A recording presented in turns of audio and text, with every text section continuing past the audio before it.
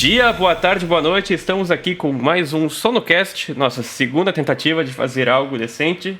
A primeira foi levemente bem sucedida, né? Mas teve alguns contratempos. Então estamos novamente gravando aqui. Eu, Luiz Fernando Kruzielski, e comigo está o nobre gênio Carlos Belmiro Roncone. Boa noite, Luiz. Tudo bem? Tudo certo com você aí? Tudo tranquilo. Qual é o tema de hoje, Roncone? O tema de hoje é som de cinema.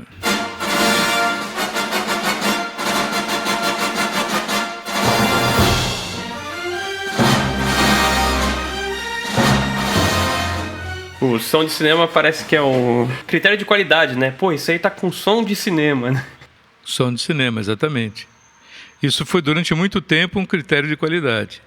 Apesar de ser muito pior na época do que era um som gravado originalmente até para um... Bom, se você comparar um fonógrafo da década de 30 e 40, o som de cinema era bem melhor. Ah, isso com certeza, né? Eu acho que a comparação que você tem no cinema construção física e o cinema que você tem em casa, que é a sua televisão, né? Então o pessoal diz que o som do cinema é o tal impacto por causa da construção também, né? Do prédio cinema.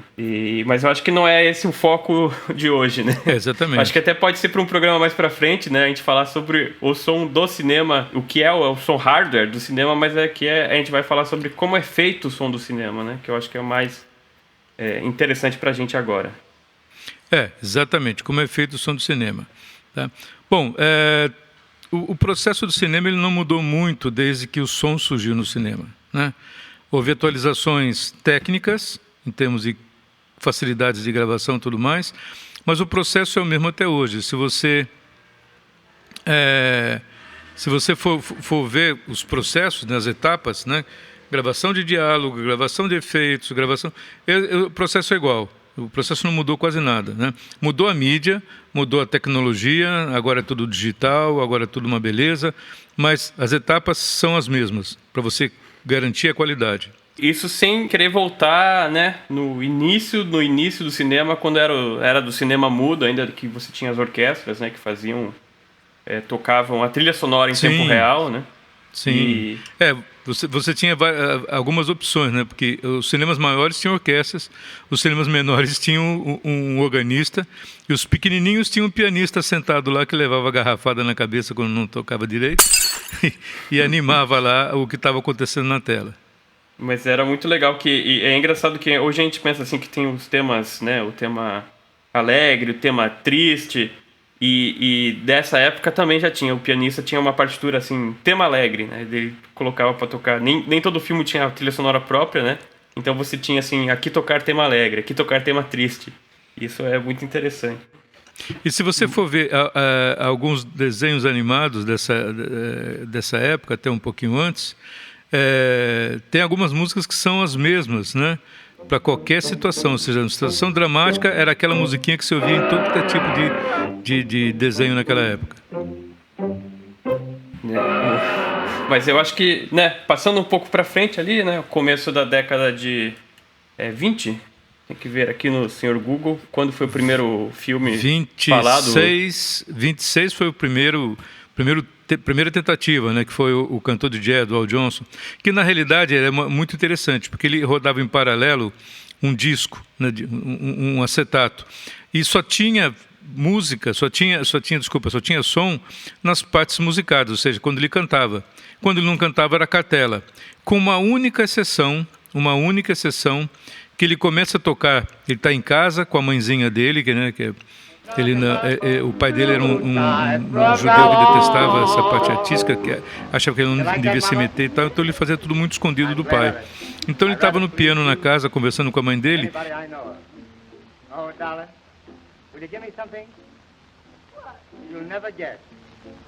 Então ele começa a tocar no piano e cantar, e começa a ter um diálogo, basicamente um monólogo com a mãe, que a mãe não responde quase nada. Mas é a única parte falada do filme que tem som, porque o resto é tudo que é diálogo é cartela. Inclusive quando o pai entra na sala, que aparece o pai, pum, interrompe-se o som e coloca a cartela com o diálogo do pai. E é engraçado, né? Porque aí você vê que o som do cinema é muito relacionado à música, né? Como o diálogo era feito na cartela, O que importava ali era a música, né? E aí o Exatamente. pessoal, daí começou a surgir, né? O pessoal chamava de talkies, né? Era o nome que se dava pro filme falado dessa época. Talkies. E no início ele tinha até um certo preconceito contra esse tipo de filme, né? Era visto um pouco, digamos assim, menos artístico do que era um filme só mudo, né? Mas isso, lógico, com o passar do tempo isso caiu e da mesma Exatamente. forma que no começo o filme colorido também era visto como menos artístico do que o filme preto e branco.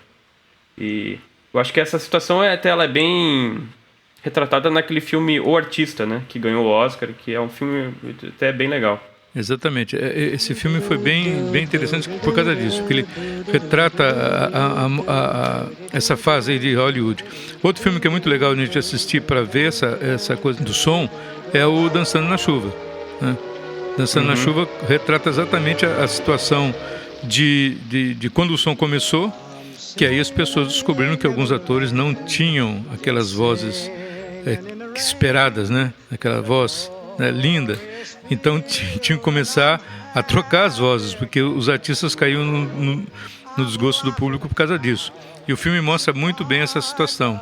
É um filme muito bem feito, apesar de ser um musical com Gene Kelly, que muita gente, né, musical e tal, mas é um filme histórico, é um retrato da história da época, né?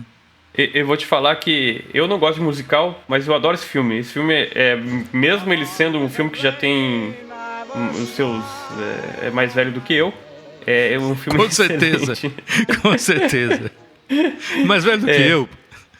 Então, ele é um filme que vale a pena ser visto até hoje, é muito bom mesmo, assim.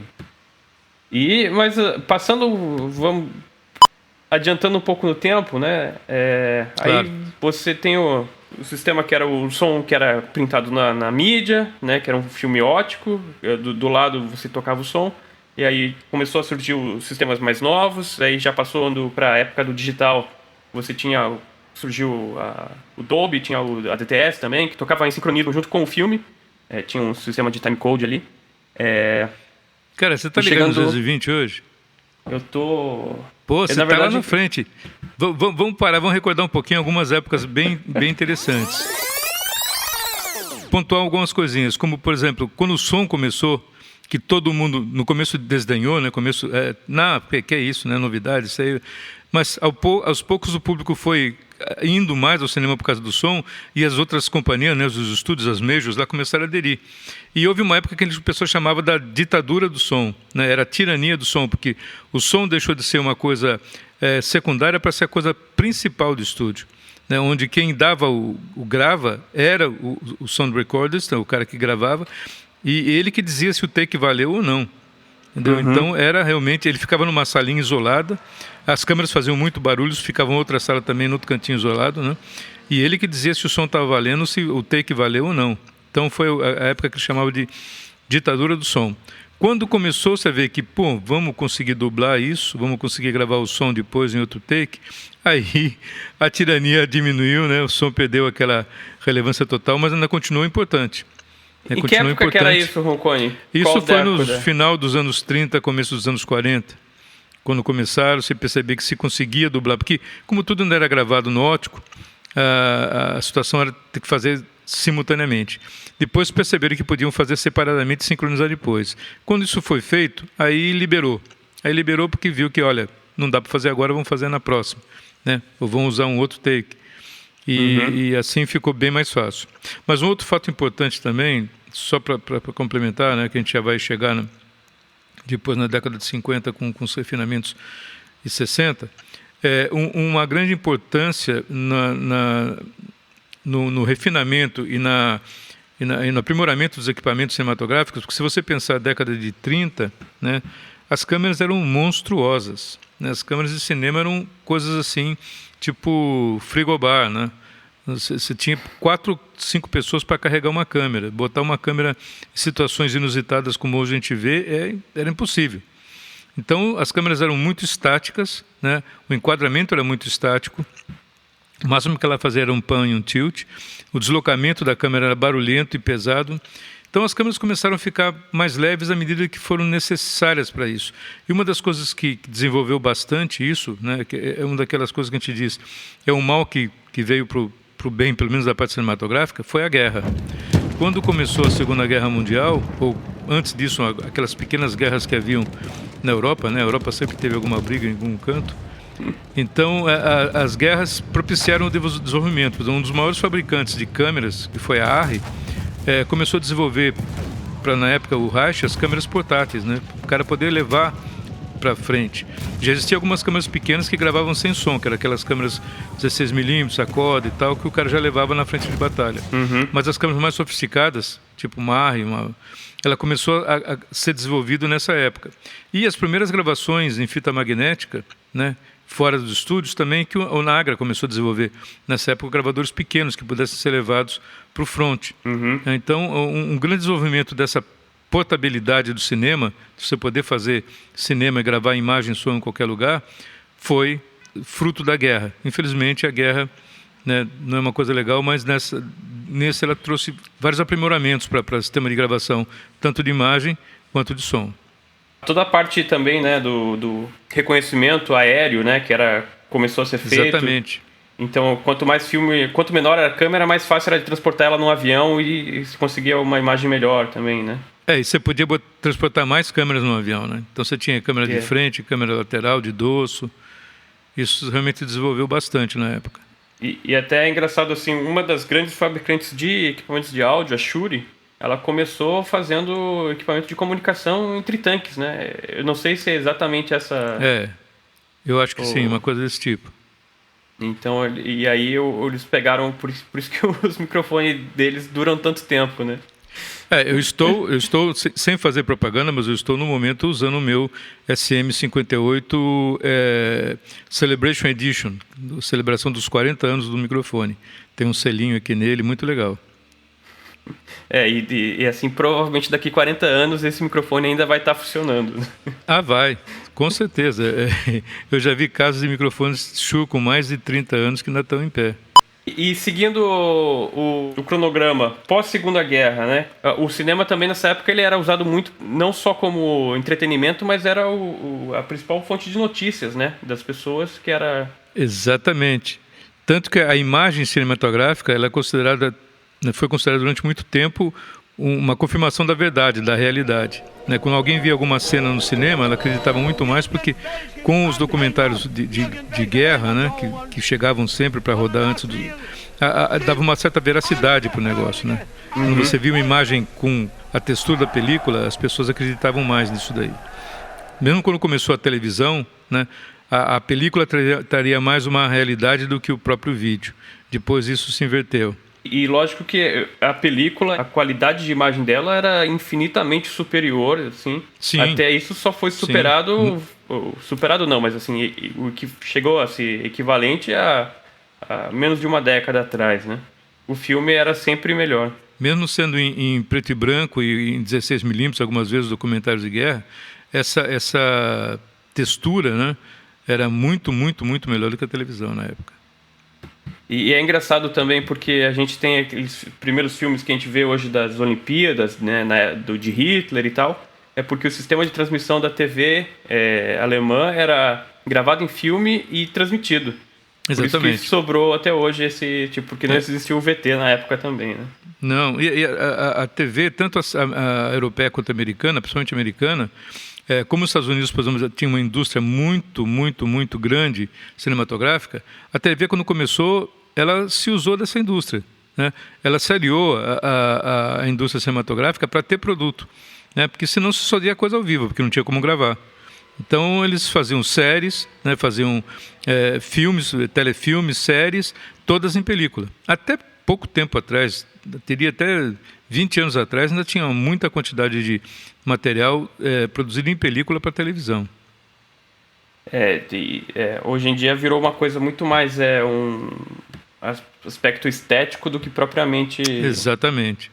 Hoje em dia a televisão copia o cinema, né, rodando em 24 quadros, fazendo vídeos em 24 quadros, né, gravando digitalmente em 24 frames para dar aquela textura de cinema, usando uma linguagem, uma textura, até às vezes colocando um ruidozinho, né, na imagem para deixá-la com um filme look, né? Uhum. Ó, eu tô vendo aqui na timeline de cinema, o primeiro Nagra surgiu em 1958. O gravador portátil esse, o Nagra 3, né? Que foi muito tempo um dos super conhecidos nosso aí, né? Antes disso, eles tinham desenvolvido algumas coisas com gravação em arame. Na época da guerra, eles gravavam em arame, porque fita era muito difícil, não dava para fazer, né? A tecnologia, não existia ainda muita estrutura para isso. Então, os gravadores eram de arame. Tem até uma foto, acho que no Museu da Nagra mesmo, de um gravadorzinho de arame desse, pequenininho. Para quem já assistiu aquela série Mad Men, que aquele publicitário, ele chega e ele começa a fazer o relatório dele com o gravador, aquele era um gravador de arame. Né? Exatamente. De você magnetizar um rolo de fita, você magnetizava um arame. Mas o sistema é basicamente o mesmo.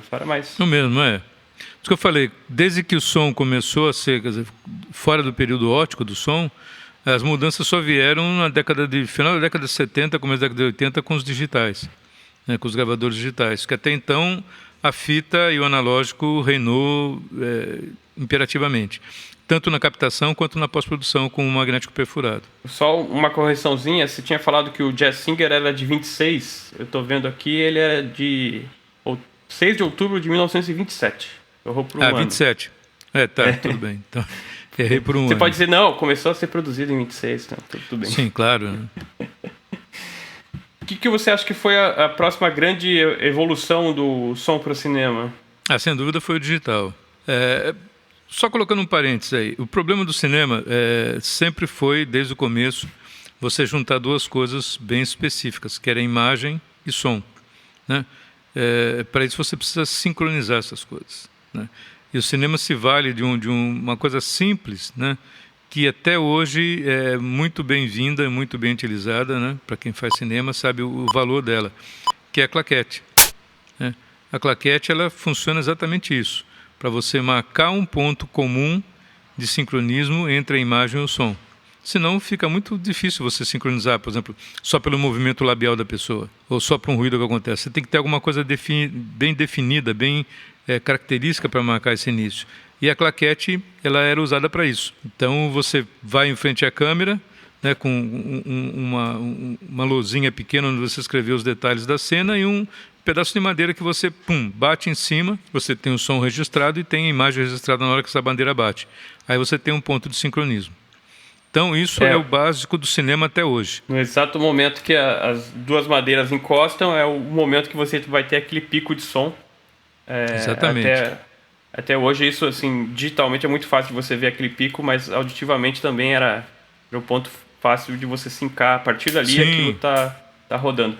E outra coisa que era, assim, um grande desafio tecnológico era como é que você fazia para que, daquele ponto, tanto o teu vídeo rodasse numa velocidade certa e teu áudio rodasse na mesma velocidade correta, né? Exatamente. Você tinha dois motores separados, né? Você tinha duas coisas separadas, né? Totalmente separadas. Por isso que no começo, quando você tinha que gravar tudo junto, porque aí a variação de velocidade que acontecesse acontecia em todos, né? Então o som óptico ia direto para a câmera, não importava ali qual velocidade que a câmera estava rodando, o som estava indo junto. Se a câmera variasse, o som ia variar também.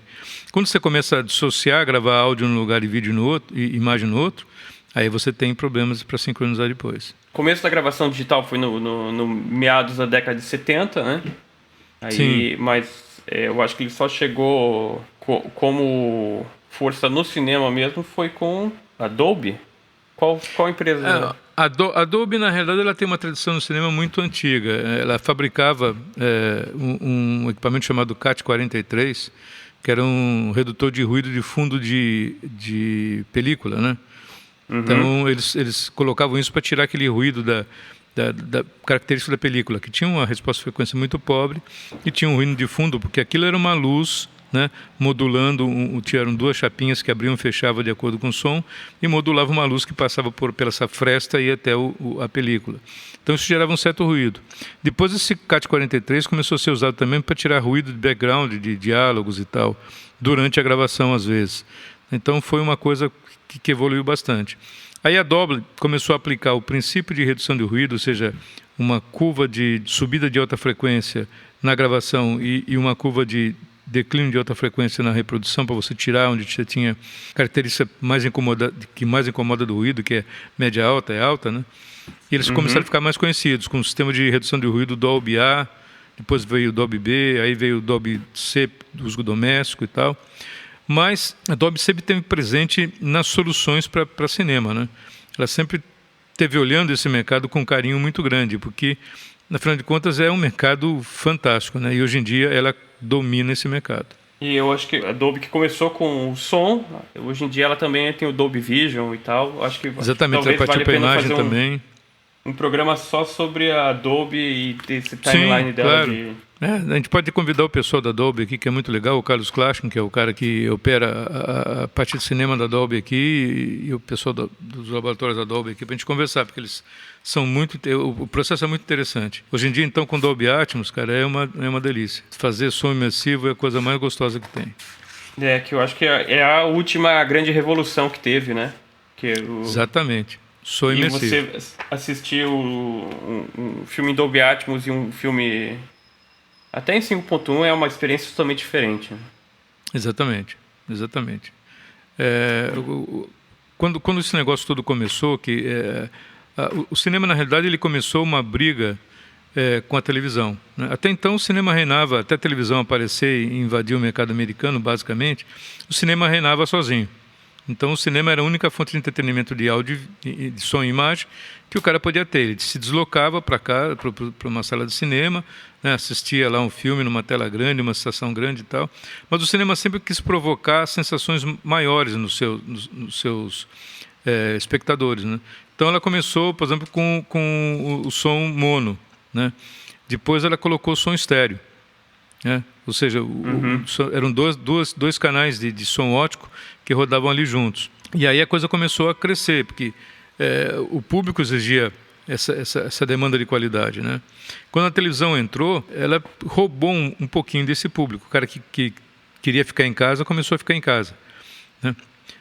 Aí teve essa convergência dos dois, um fornecendo conteúdo para o outro e tal, mas, quer dizer, basicamente o cinema fornecendo conteúdo para a televisão aproveitando a estrutura cinematográfica para fazer os seus produtos, mas ainda tinha, o cinema ainda era grande, né? A ida aos teatros ainda era grande. E o cinema aí começou a ter chamar o público com outras características, por exemplo, uma tela larga, né? Widescreen. Então, os primeiros filmes em CinemaScope já é da época da televisão, porque você mostrava uma outra dimensão para o sujeito, não aquela dimensão basicamente 4x3 exprimida da televisão. Algumas televisões não eram bem mais quadradinhas do que 4x3, né? Pedia alguma coisa de imagem. E o CinemaScope, então, abriu uma possibilidade de você ter em qualquer sala média, né, uma tela grande, uma amplidão grande de imagem, né? Uma largura de imagem muito grande. Junto com o CinemaScope começou a entrar, então, outros aprimoramentos do som também, como, por exemplo, o som multicanal, né? Você tendo o começo do som imersivo, que era um som de 4 canais. Né? Um primeiro filme grande, com um som grande, que tinha até um apelido que chamava Fantasound, era o Fantasia da Walt Disney. Fantasia com que o Disney se uniu com o Stokowski, né? Que era um maestro muito importante da época, para fazer uma experiência completamente diferente de tudo que havia acontecido antes. Filme de 1940. Exatamente. Você vê, ele colocou no cinema caixas envolvendo o telespectador, caixas acima e abaixo, né? E rodava tudo isso numa película magnética separada, ou seja, você tinha a película sendo rodada pelo projetor e sincronizado com isso daí, tinha um magnético perfurado com mais 7 canais de som que preenchiam aquilo todo. Mas isso só dava para passar em alguns cinemas, né? Não era qualquer cinema de esquina que tinha esse recurso. Toda essa parte de som grandioso que o cinema tinha em algumas salas, né? Tecnirama, não sei o que lá, só dava para passar em algumas salas. O Brasil, por exemplo, nessa época só tinha uma sala que conseguia fazer isso. Você imagina. Nos Estados Unidos eram poucas salas. Aí entra a Dolby. Por quê? Porque a Dolby começou a pensar o seguinte: a gente tem que fazer um jeito de poder distribuir esse material no ótico que todo mundo recebe. Né? Porque o ótico estava lá como backup, obviamente, e o resto ia separado. Então ela pulou um sistema de codificação analógico, onde você tinha 4 canais. Você tinha o esquerdo, o centro, o direito e o surround. Onde o esquerdo era esquerdo, basicamente, direito era a soma do centro, ele estava distribuído no esquerdo e no direito igualmente para poder fazer a distribuição, e o surround ele ia distribuído igualmente nos dois, mas com inversão de fase. Então, quando você tinha o decoder da Dolby, né, nos cinemas, o decoder fazia essa mágica de volta. Só que numa mistura analógica, você diminui muito as separações, né? Então, você tem, às vezes, uma boa separação de LR no original. Quando você faz essa codificação, essa separação cai para menos de 12 dB. Mas mesmo assim ainda era uma coisa muito legal. Você tinha alguns problemas também, se você tivesse uma cabeça ótica com um alinhamento meio precoce, você começava a vazar diálogo no canal de surround, o que é estranho, porque a imagem está na tela, então o diálogo tem que vir da tela. E então, o som estava vindo de trás, né? Exatamente. Eles colocaram alguns artefatos, por exemplo, delay, filtros passa-baixa, né, para cortar alguns problemas. Então esse foi o primeiro grande inovação da Dolby, e isso estreou em 77 com o Star Wars. Foi o primeiro filme oficialmente assim grande feito com Dolby Surround. Na época era o Dolby Stereo que se chamava, né? Aí veio o Dolby Surround, que é a versão Dolby Stereo para uso doméstico. Por quê? Porque toda essa trilha codificada em estéreo já estava disponível no videocassete. Era só você resgatar fazer adaptação essa informação ali, né? Exatamente. E eu acho que é legal esse ponto que você levantou, que com o Star Wars, né, veio outro problema que você tinha até falado, dessa despadronização que existia no cinema, né? Que você tinha o Cinerama, Cinescope, etc e tal. Mas a qualidade do som das caixas de cada cinema também era muito dispare, né? Era muito... Você tinha cinema que era muito bom, outro cinema que era muito ruim. E isso chamou a atenção de um jovem cineasta chamado George Lucas, né? Que ele queria fazer uma coisa que fosse mais padrão. O que ele ouvia na sala de mixagem, o cara que estava lá sentado conseguisse ouvir o mesmo som com a mesma qualidade. E para isso ele criou o selo chamado THX, a THX, né?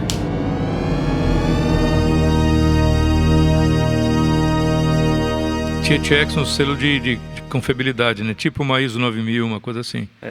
Então tem muita gente, até no nosso meio, que acha que o THX é um sistema tipo Dolby ou tipo DTS, mas não, ele é nada mais certificação. É um ISO 9000 do som para cinema. Então... ele foi muito importante exatamente nessa fase, né? No final da década de 70, 80, até os anos 90. Depois as coisas ficaram muito mais padronizadas. Então, assim, hoje em dia ele não tem tanta relevância como ele tinha antigamente. Mas ele tinha um projeto muito ousado, que era o projeto de auditoria, que eles chamavam, né? Eles mantinham todos os equipamentos alinhados, era obrigatório quem tinha, para manter o selo THX, né? Imagina você ter, é como você ter um selo lá, como é que chama aquele de restaurante lá? Estrela Michelin. Isso, Estrela Michelin. Você tem que manter aquele negócio. Você não pode ser Estrela Michelin um dia, no dia seguinte você servir qualquer coisa. Você tem que manter aquilo ali, senão eles vão lá e te tiram a certificação. E na época a certificação era uma coisa assim, bem vista, né? As pessoas... Depois a coisa ficou bem comum, porque todo mundo tinha qualidade, todos os equipamentos tinham qualidade. Né? E até essa hoje ainda certificação, essa certificação não era só para o cinema, mas também para salas de mixagens, né? Eu até consegui participar de algumas aferições no Japão de salas de mixagem para cinema que eram THX. Eu estava junto com uma empresa que fazia a representante da THX lá, e eles mandam um técnico dos Estados Unidos todo ano para fazer essa verificação, para você conseguir ter o seu selinho colado na porta lá. Então acompanha essa... E é uma, digamos assim, é um processo que ele refaz o alinhamento da sala, né? Mas é super preciso e num critério, margem de qualidade que é super, super alto. Então, se você tem uma sala que tem a certificação THX, você tem certeza que ali você vai ter um som de qualidade. Exatamente. Para onde vamos agora? Vamos voltar a falar um pouquinho sobre o desenvolvimento dos equipamentos? Sim. A gente parou lá no começo do digital. Então, antes do digital, era fita analógica, gravação analógica, e você tinha aquele velho problema da estabilidade de rotação, né? Você tinha que garantir que o teu gravador analógico estivesse rodando e estivesse estável né? Não importa a velocidade, mas tinha que ser estável com relação à câmera, ou seja, os dois tinham que ter a mesma velocidade. 1 segundo tinha que ser 1 segundo em cada um. Por quê? Quando você jogava isso para pós-produção, você tinha que sincronizar. Então você tinha que marcar pela claquete e da claquete em diante tudo tinha que rodar perfeitamente igual. Não sei se a maioria dos ouvintes chegou a ver uma moviola, né, mas uma moviola era um monstro que se usava para editar qualquer filme até basicamente final dos anos 80, eu acredito que tem ainda. Né, muito filme, né, foi feito nos anos 80 usando moviola.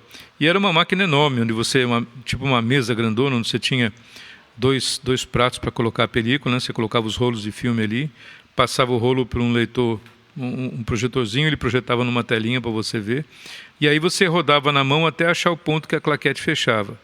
Aí você pegava o filme que já tinha sido convertido, né, de fita lisa analógica do Nagra para fita perfurada, sincronizada, colocava no outro prato do lado, passava ele pela leitura e rodava ele até achar o ponto onde se ouvia o som da claquete. A partir daquele momento, você apertava um botão, as engrenagens travavam e você rodava a película para frente e o som acompanhava. Rodava a película para trás e o som acompanhava. Mas era um troço assim monstruoso, enorme. Imagina uma máquina cheia de engrenagem, cheia de dentes, né, com motores zumbindo para lá e para cá. Então, isso durante muito bom tempo foi a maneira de se editar, de se sincronizar. Com o advento do digital, a fita ainda durou um pouquinho, porque os primeiros gravadores digitais ainda gravavam em fita, né? Era uma fita tipo um cassete, né? Na época era uma fita DAT. Por quê? Porque era portátil. O Nagra era portátil, mas você correr com o Nagra numa gravação era meio complicado, né? Por menor que você colocasse ali com tudo, você não ia, né, sair muito bem. E tinha o problema da variação da velocidade. Por mais que você, né, não quisesse, e o Nagra era um equipamento muito preciso, né, equipamento com uma precisão suíça absurda, você ainda podia correr esse risco. Então, com o advento digital, ficou muito mais fácil, porque os clocks eram muito mais estáveis, né? E a gravação em fita ainda permitia uma demanda muito grande, um arquivamento muito grande de material. Porque, na época, se a gente for pensar no começo dos anos 80 e 90, né, década de 80 e 90, você não tinha ainda muito como armazenar em hard disks. Os hard disks não eram rápidos suficientes para gravar, né? Memória RAM, então, memória contínua, tipo pendrive, não existia. Então, você ainda tinha que confiar na fita por um bom tempo para gravar coisas muito grandes, né? Gravar cenas de 3 minutos, 4 minutos. Você ainda tinha que ter a fita como padrão.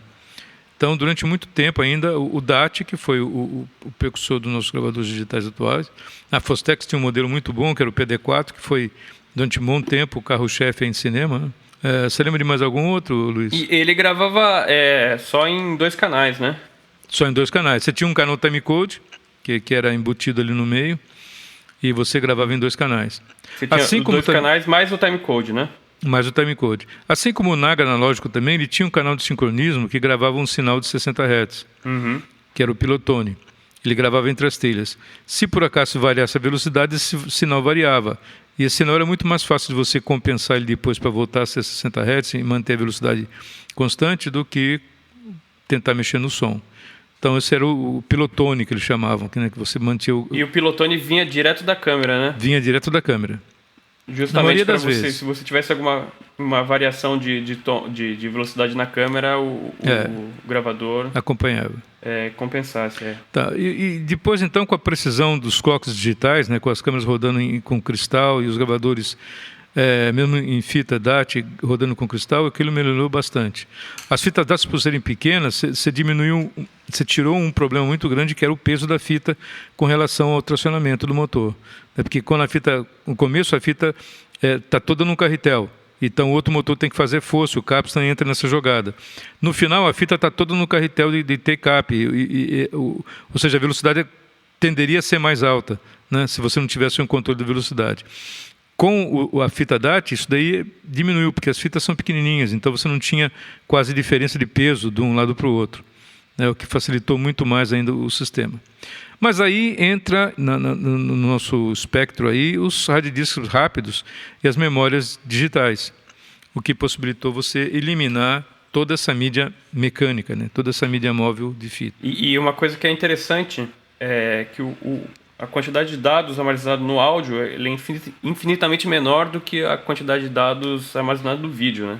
Exatamente. Então, toda essa revolução que hoje em dia a gente tem no vídeo... Chegou no áudio primeiro. 5, 6 anos atrás, chegou no áudio muito antes. Muito antes. Eu lembro em 81, quando eu fui estudar nos Estados Unidos, eu cheguei a fazer uns trabalhinhos lá, meio por fora, mas eu cheguei a conhecer um cara que tinha uma duplicadora de cassete e o master dele era uma Sony digital, que na época era um armário, tamanho de um frigobar, e gravava em uma TIC, 2 canais de áudio. Então ele duplicava música clássica. Então ele gravava música clássica, editava em digital, depois tinha um duplicador de cassete, né? Eram 48 Nakamichi. Ele dava play no digital e os Nakamichi saíam gravando. E era uma diferença absurda de qualidade para o digital. Então, a década de 80 foi muito boa nisso. 90 veio com essa portabilidade toda, né? E com os primeiros gravadores. Eu lembro o primeiro workstation que a gente comprou aí na velha empresa, era... Que para mim ainda continua sendo. Para você não continua sendo. Era um sistema chamado Waveframe.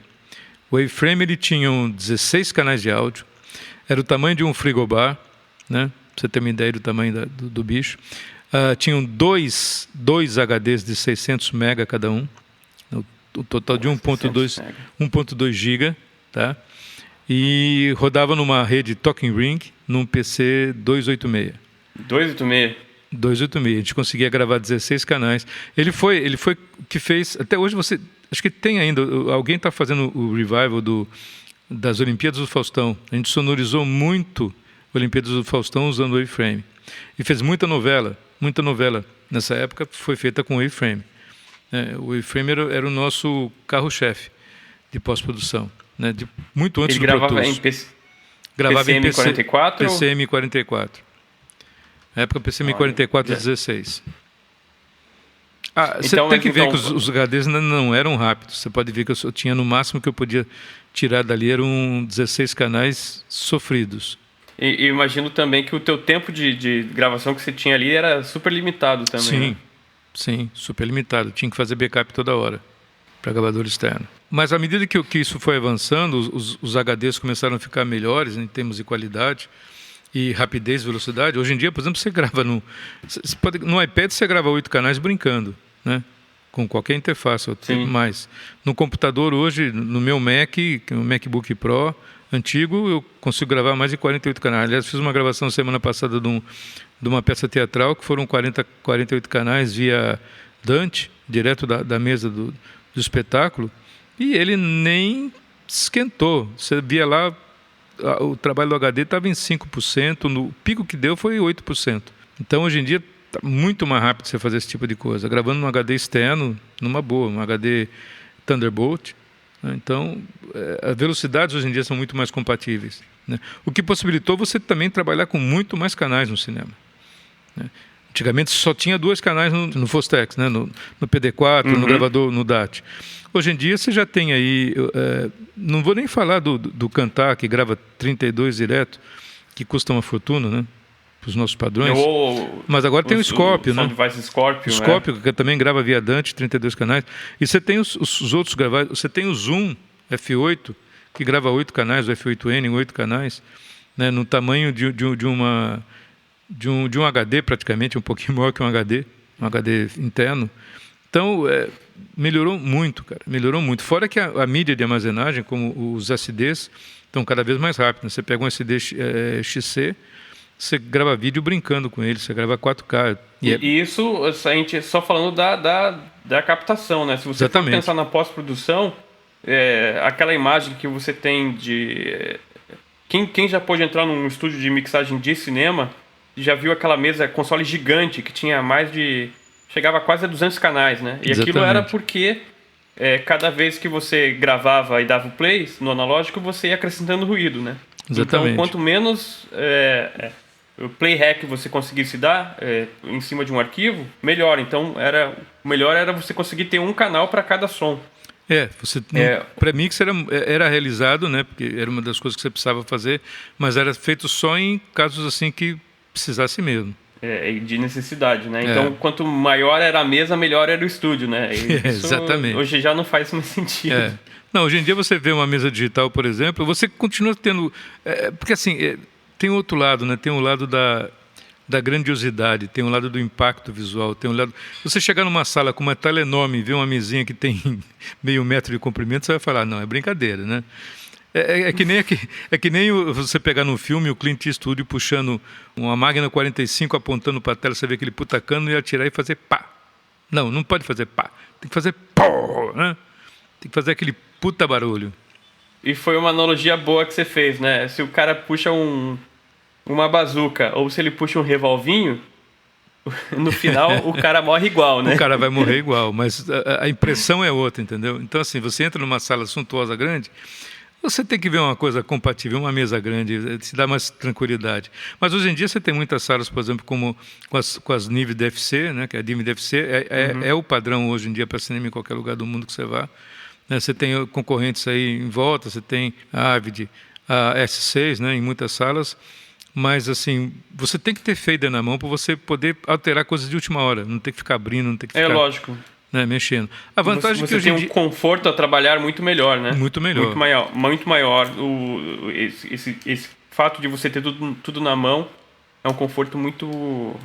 para quem está mixando é muito mais fácil. Muito mais fácil. Hoje, outra coisa, você tem aquela famosa teclinha ou combinação de teclas chamada undo. E o undo faz milagres, né? Antigamente o undo era, ferrou, temos que começar de novo. O undo era isso, vou começar de novo. Muitas vezes, mesmo mixando áudio, antes de ter automação, quando você estava no meio da música, você errava o negócio, puxa, vou ter que voltar do começo. Volta do começo da música, volta tudo, faz tudo de novo na mão. Né?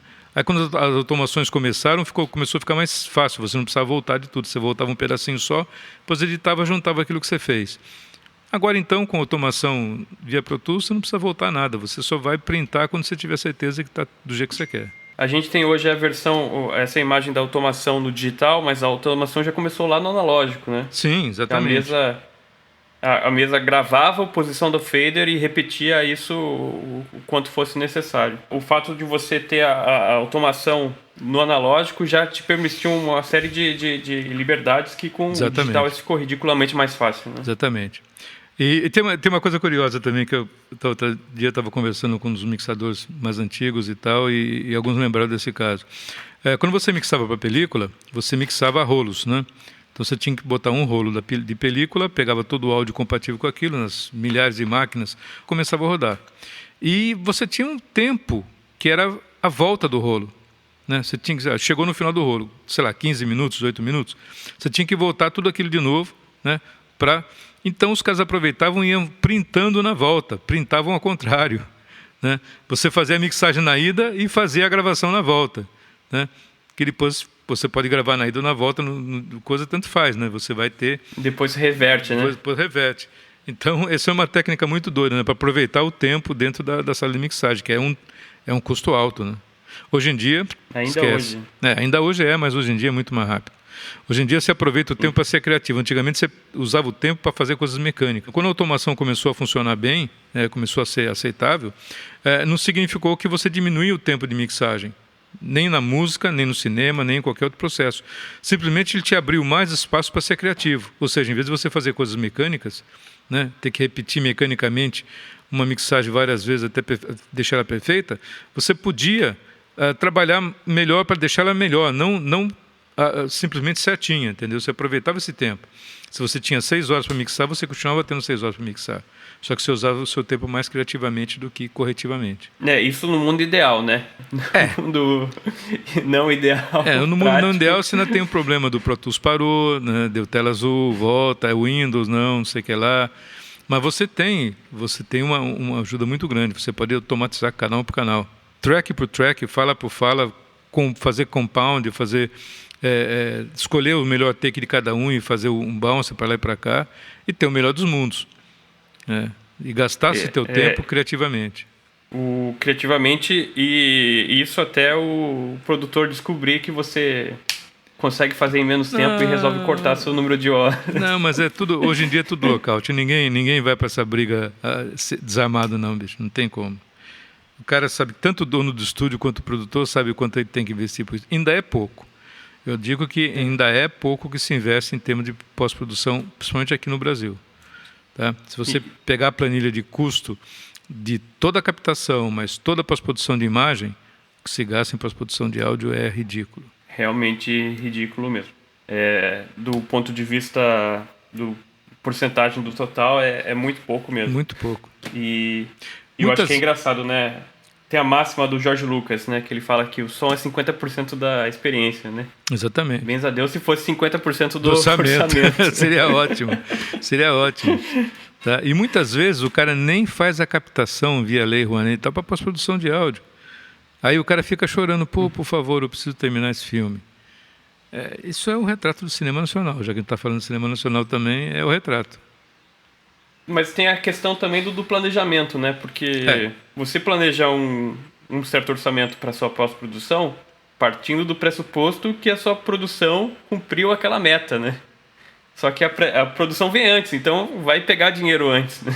Muito. Então acontece muito isso da orçamento da produção estourar e ele vai ter que cortar de algum pedaço e o que sobrou, obviamente, foi a pós-produção. A não ser que esse filme seja muito pesado em pós-produção, tipo cheio de efeito, cheio de coisa, mesmo assim o áudio ele está sempre relegado no segundo plano. E aqui a gente falou, ele é 50%, que se você vai numa sala, principalmente hoje com os recursos de Dolby Atmos, de mixagem imersiva, e não tem som, cara, olha, eu saio. Sinceramente, se o som está ruim, eu saio.